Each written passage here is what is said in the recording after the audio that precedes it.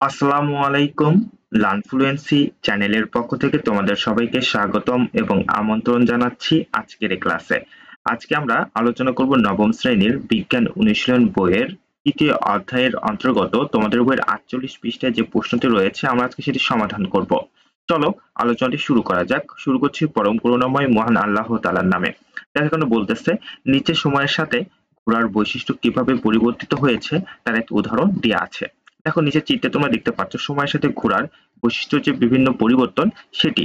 আচ্ছা, এরপরে দেখো বলতেছে অনুমান করো তো আরো অনেক প্রজন্ম পরে ঘোড়ার আর কি কি পরিবর্তন করতে পারে।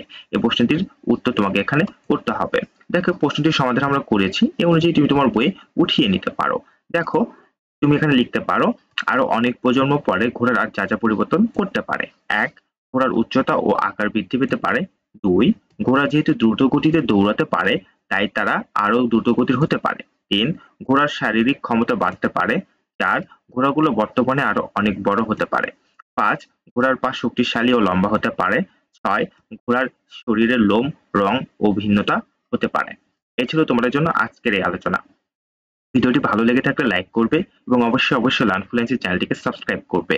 তোমরা পুরো ভিডিওগুলো পেতে এই ভিডিও ডিসক্রিপশনে লিংক থাকবে, সেখান থেকে চাইলে দেখে নিতে পারো। আমরা এর পরের ক্লাসে এর পরে যে সমস্যাটি থাকবে সেটি সমাধান করব ইনশাআল্লাহ। ভালো থেকো, সুস্থ থেকো। আসসালামু আলাইকুম।